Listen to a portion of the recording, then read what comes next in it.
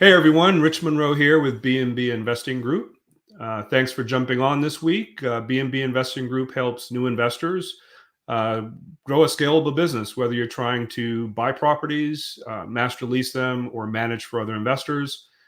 We help investors kind of build a scalable business. And so if that's something you're interested in, feel free to reach out to me directly on Facebook Messenger. It's probably the easiest way, and we can schedule a quick call and see if you are ready to take action at this time. So I'm kind of looking forward to today's Facebook Live. I've got a friend of mine on with us, Keston Glasgow. He's a very successful real estate investor, and he is focused a lot on kind of helping people with mindset, which a lot of us kind of put on the back burner. It's not something that we treat as a priority, which I think is a huge mistake. And so for those of you jumping on, please put a quick yes in the comments if you can hear me okay. And I'd encourage you guys to throw out some questions as we're chatting, and we'll definitely try to get to those towards the end. So Keston, welcome, and please give us a brief introduction on your background. What's up, bro? Thanks for having me. Truly appreciated. And so, guys, my name is Keston Glasgow, and I am originally from Trinidad. And so my family and we migrated to the U.S. and to Brooklyn, New York. That's where I kind of started. And as an immigrant, I started to clean my church. That's where my start began in 2002 when I came to the U.S. And so that was the way that I was able to help provide and help my parents with certain things. I was the guy that was the last guy that was actually cleaning the church when people left after their baby showers and stuff. So I had late nights, early Sunday mornings, that type of thing. And I moved from doing that to actually handing out flyers for Golden Crust. That was another thing that I did, going to 42nd Street, after high school and handing out flyers. And then I started doing demolition, construction, and any little thing I could do to get some money. That was my hustle. And so quickly kind of moved my way up, and I started working for Apple. Then I moved my way up to being a genius. And then I just did a whole bunch of things, just trying to make it, because I don't know if you've ever done this, Rich, but I'm that guy that I would say to God, I'm like, hey, God, if I could only make $20,000 a year, like, I'll be the best person alive, right? So you get to 20, then you're like 50, God, just 50, right?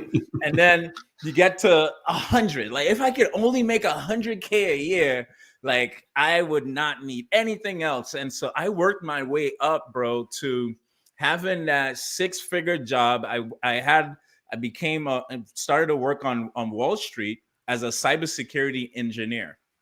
And I could look out the windows over the Brooklyn Bridge in New York City, and I thought that I had made it, bro, because going from handing out flyers and Golden Crust to now being on Wall Street, kind of looking out the windows, you could look over the Brooklyn Bridge. I thought that was every person's dream. Right. And when I got it at first, it really was. But there was a desire inside of me that still made me feel like there's something more to life. And that's when it made me start thinking that across the bridge, there were properties and people owned those properties. And so I started to think, like, man, somebody owns those properties. Somebody owns this building that I'm in. They just know something that I don't. And so you're making a really good 6-figure job. You still want more to life. And so internally, I was conflicted because I didn't want to be ungrateful for all the things that I had. Right. And so I would call my wife and be like, why are we doing this? I want to do something else with my life and all of that. But when I had that thought, the other side of that thought was, but how are you going to pay for your insurance? How are you going to pay for your mortgage? Like how is all of this going to work? And it wasn't until 2020 when COVID happened. And my wife and I, we had just invested about 30K to get into our first coaching program.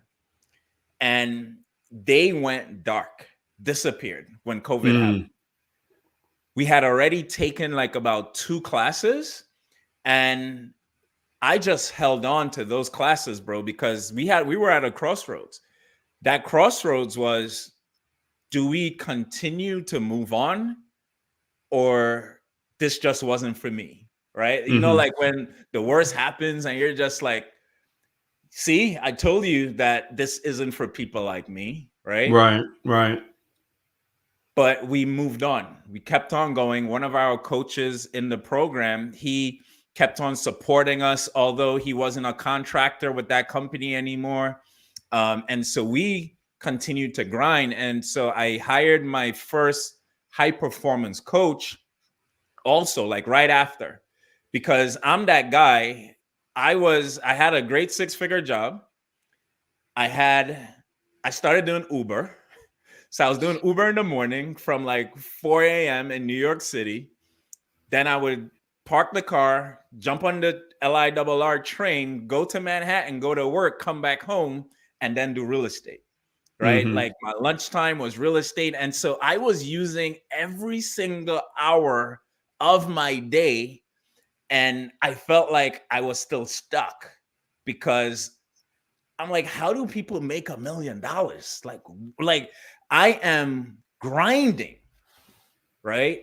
And it wasn't until I hired my high performance coach and she taught me how to manage my day and prioritize and, you know, like just the importance of the things that you do. And man, that gave me wings. And so July of 2020, that was my last day at my 9-to-5 job. Now, this isn't advice for anyone. Please don't do this. This is my story. I left my 6-figure job, bro, before getting one deal. Getting one deal. Burned the boats. And from July to December, my wife and I wholesaled 1.5 times my 6-figure salary in 6 months. Nice. In 2021, that's when there was a level of frustration going into December, because although wholesaling is great and it's cool and you make money, it was like, but I gotta keep doing this thing over and over again, right? Like, what if I don't get that next wholesale deal? And so that made me say, I need cash flow. And cash flow is the only thing that I believe somebody coming out of a 9-to-5 that's not an entrepreneur and doesn't have that entrepreneurial mind with risk and all that type of stuff. Cash flow is the only thing like a job that pays you every month like you're an employee. And so I'm like, I need cash flow. So Keston, let's back up just a second, because I don't know if folks followed the part of what you were saying there, because for me, it's tremendous that you were able to, you know, cut the umbilical cord with the corporate job, without having anything lined up. I mean, so, you know, I was fortunate enough when I left the corporate world from my 6-figure job. This was right after 9/11, so this is quite some time ago.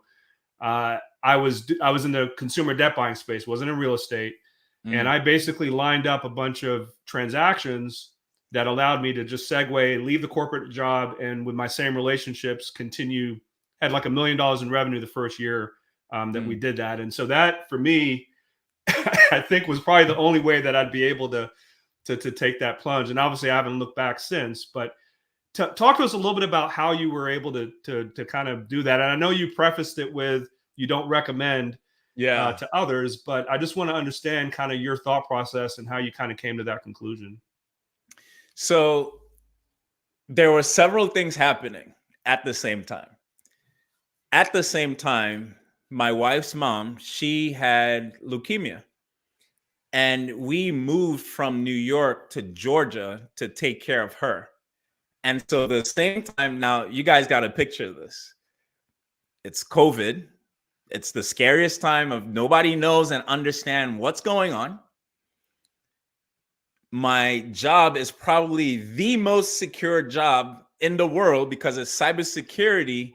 And now everything seemed to be like remote. And so my job was secure.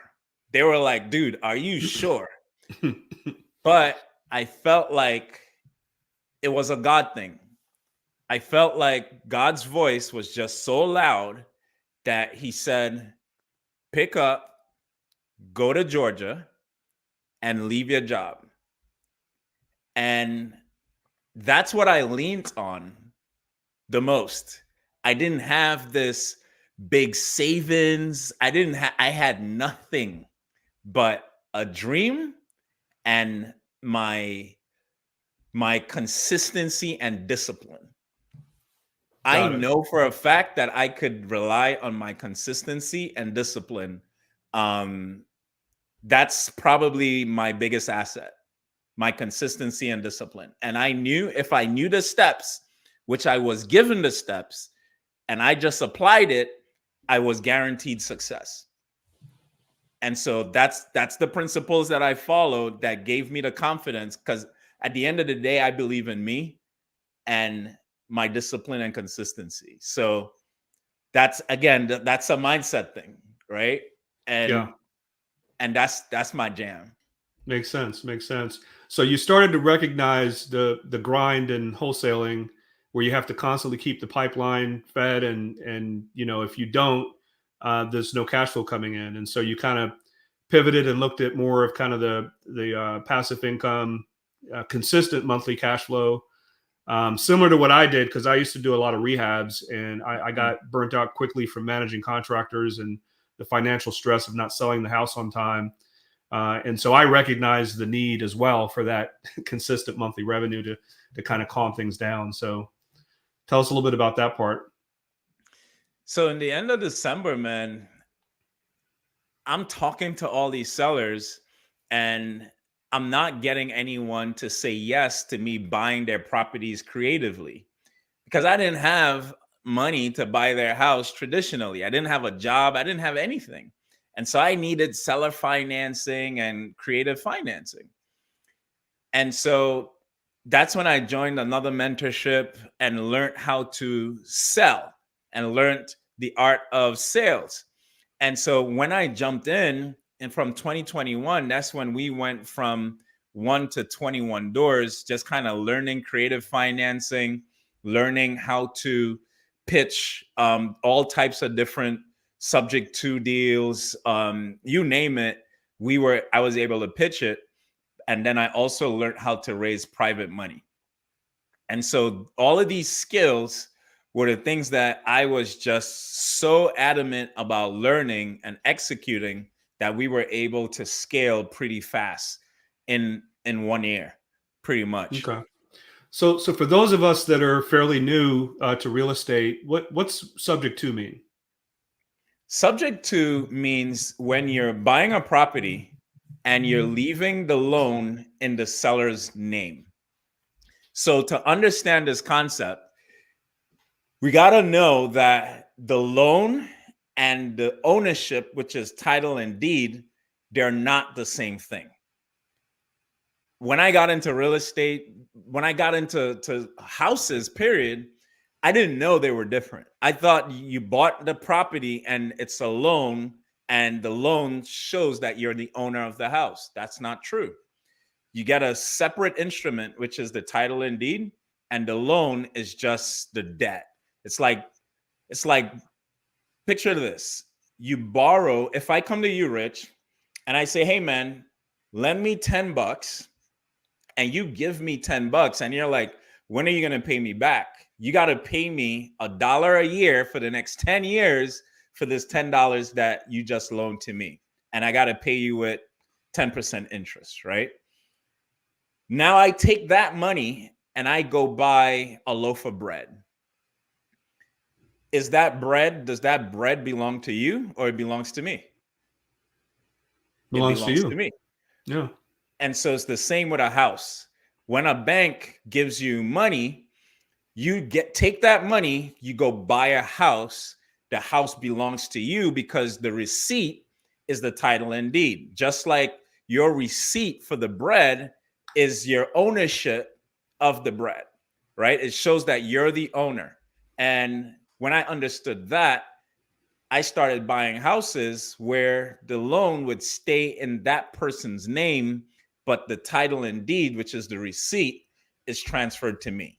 So that's subject to the existing mortgage.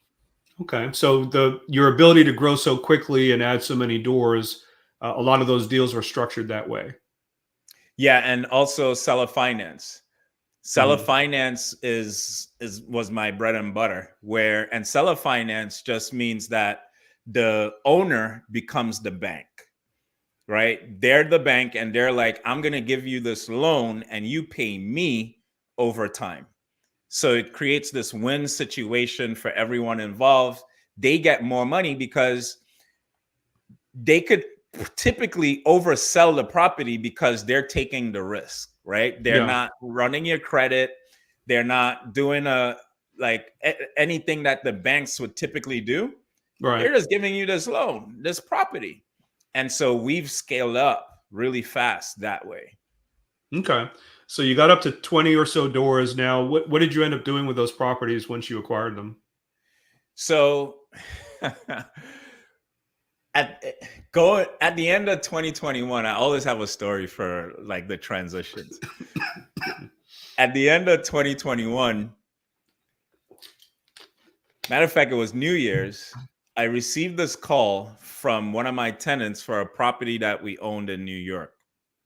And the heater went out, the boiler went out. And it's the New Year, so it's really cold. And they're like, man, we're freezing. Could you get this fixed? So I send my dad over to the property because he still lives in New York. And he's like, bro, you got to buy a new furnace. This thing is done.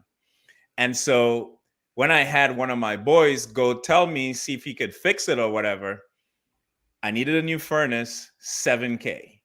I'm like, oh my God, $7K for this property, but it was a duplex, but it had 3 units in it because I fixed up the basement and I had somebody in there as well. So this property was bringing in about $5K a month. So it didn't hurt as bad because it was producing a lot of revenue. Mhm. But it made me think, if one of my properties in Georgia that was bringing in $400 to $500 a month did that, it would take me years to get that money back, hoping that nothing new goes wrong. Right. Right.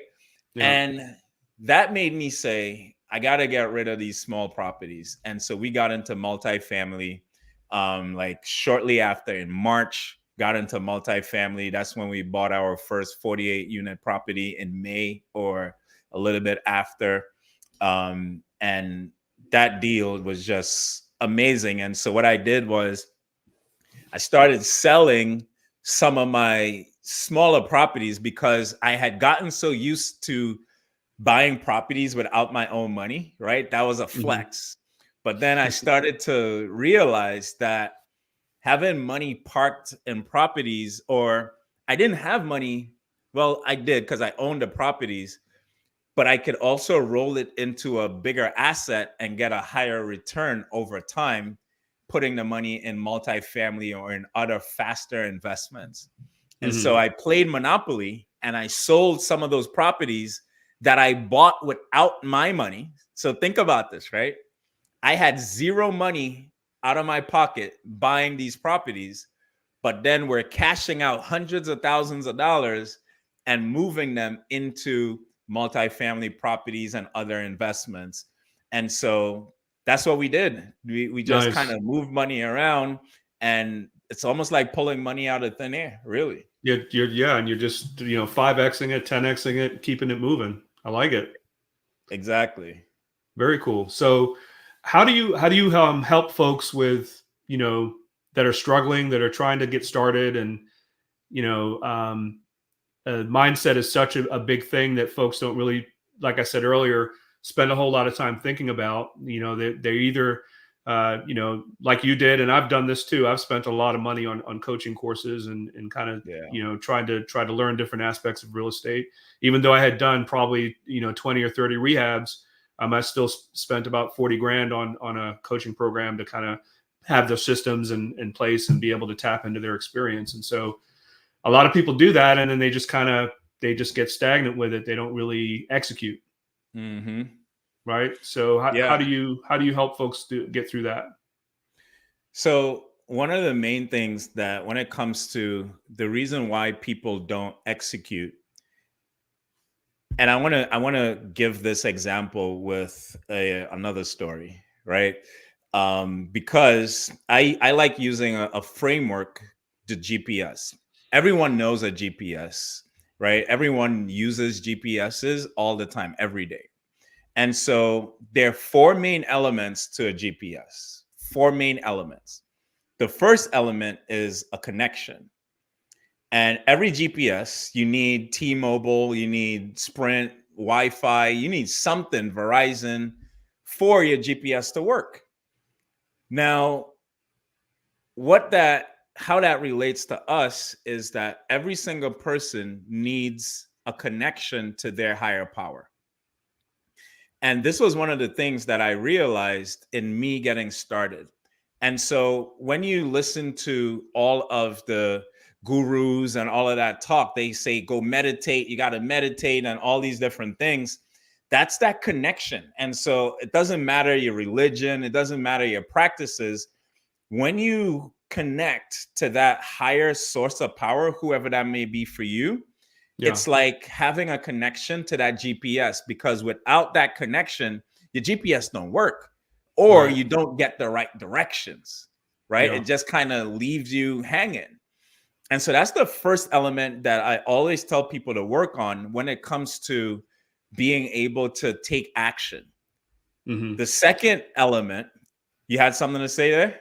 Well, I'm just going to say from my perspective, what I found said a little bit differently, but I think it's the same result is, if you don't have a good picture in your mind of where you're trying to get to and have the ability to basically, not only consciously, but subconsciously, throw that as a goal and be able to, visualize yourself getting to that place.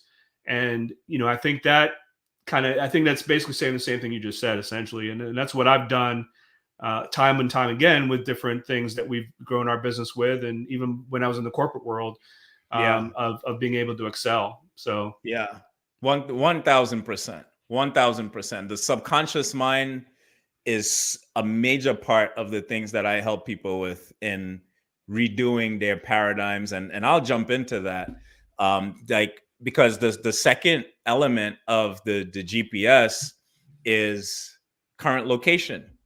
You got to know where you are, right? Every GPS needs to know where you are. Otherwise, it wouldn't be able to give you the right directions. For us, we need to know and understand where we are, our self-image. Who are we actually? This is a question that most people ask themselves, but never find the answer to it. What can I do, right? That's your current location. What skills do you have? Like, you got to understand and know, like, what traumas do you suffer with? Because the traumas, your beliefs, that entire subconscious mind, and understanding what is in your subconscious is the thing that could paralyze you when you start and realize, oh crap, I don't even see myself as a real estate investor. Right. So what do you see yourself as? And so this is where I spend the most time with people, because it's so important to understand your current location. The next element of that GPS is your destination.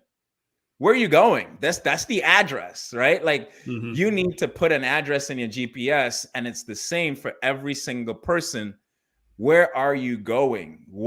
And let's make it specific to real estate. Yeah, you want to go into real estate, but imagine, Rich, if you typed in, we live in Atlanta, So you typed in Atlanta in your GPS, it's not going to give you directions. It's just going to drop you in the middle of nowhere, right? Mm-hmm. You have to put a specific address. And so most people, when they get into real estate, they just say, I want to do real estate. Okay, great. Do you want to be an Airbnb investor? You want to be a multifamily investor? You want to be a land development person? And there's so many specifics when it comes to real estate. You got to understand where you're going. Mm-hmm. And so that's your vision. Like, what are you visualizing? Where are you going? Right. So super important to know that. And the fourth and last element that I make sure that I try to share with people and is super important for the GPS is turn-by-turn directions. Mm-hmm. Every single GPS gives you turn-by-turn directions. And I don't know about you, Rich, but there have been times when I disrespected my GPS and I didn't turn where they said to turn, and I ended up in traffic, right? Like, Mm-hmm. Mm-hmm. I've definitely done that. Right. And how does that relate to us? Well, this is a few ways. A mentor gives you turn-by-turn directions because they've been where you're going.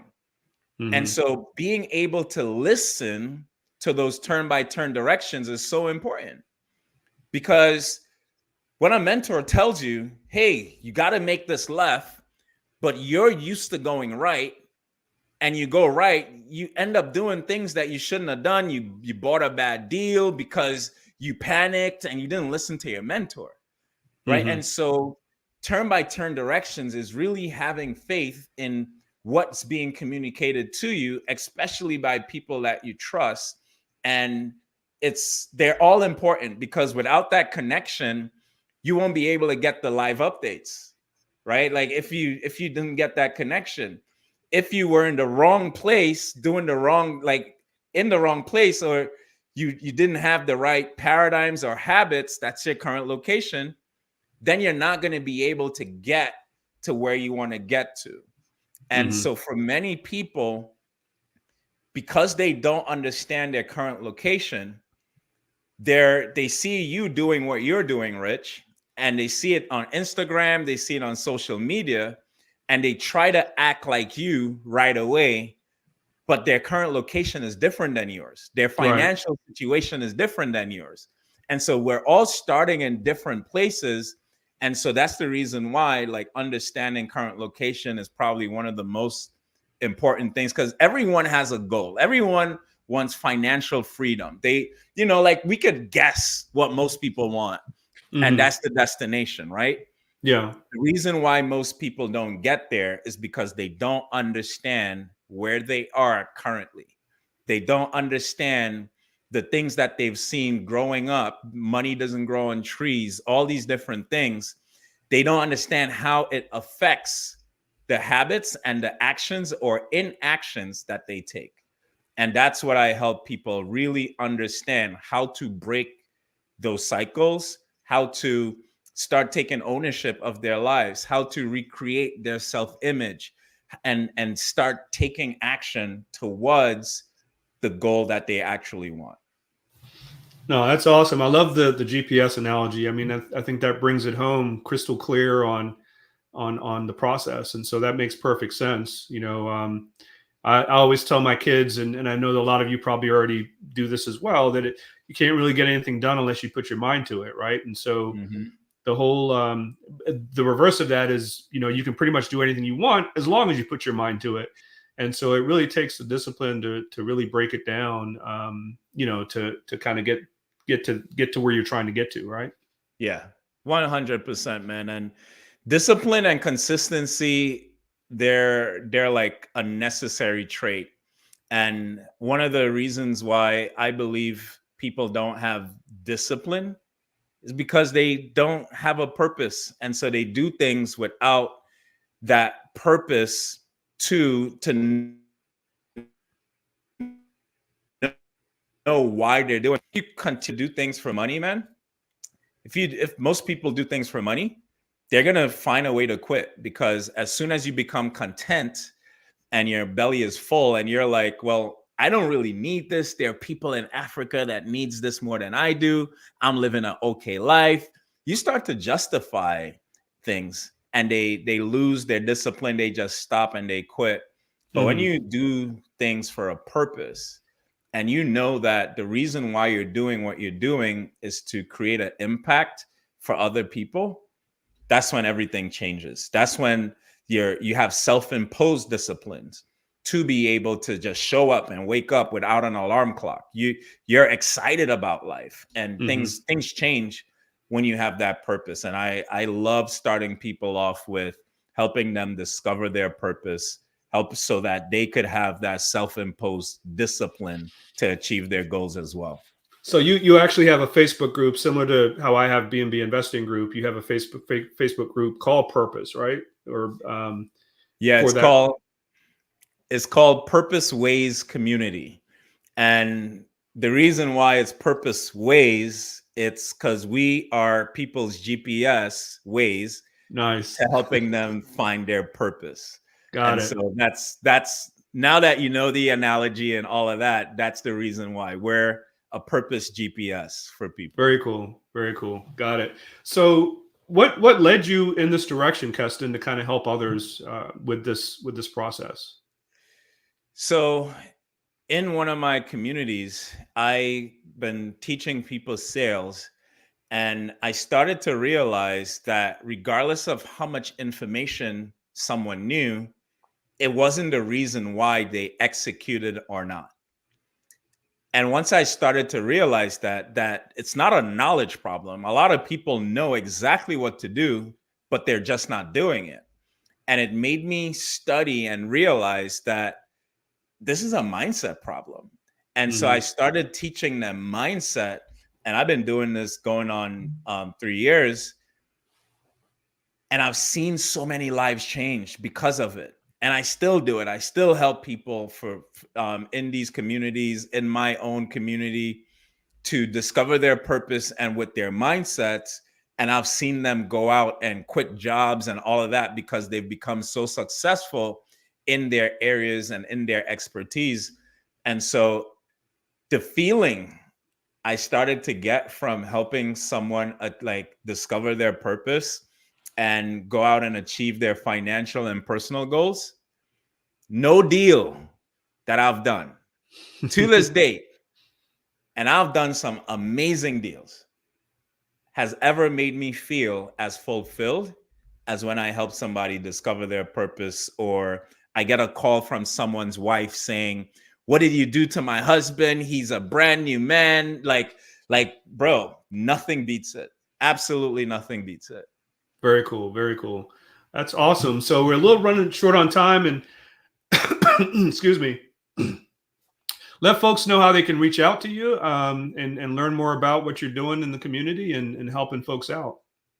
So the best way to get out to me, guys, is on Instagram at Kes on Purpose. My Instagram, Kes on Purpose, and just DM me the word BNB. DM me the word BNB, and I'll have something special for you guys. If you need help, like if trying to discover your purpose has been that thing that's kept you back, or a question you've had in your mind, like, why am I even here? Right? Like, that's a question most people ask. Why am I here on earth? Hit me up, DM me the word BNB, and I'm going to know exactly where you came from. And I'll be more than happy to be able to help and hop on a call or whatever you guys need to start you on your path to finding fulfillment. No, that's awesome, man. I really appreciate your time today, and thanks for sharing. I'm going to throw that in the comments as well, so folks that are watching the replay will have access to it. It's always great to have you on, and so thanks again for taking the time today, Keston. Appreciate it. Man, thanks for having me. Everyone in the chat, peace and love, y'all. Yep. Thanks everybody for jumping on BNB Investing Group, and we'll see you guys next week. Thanks again.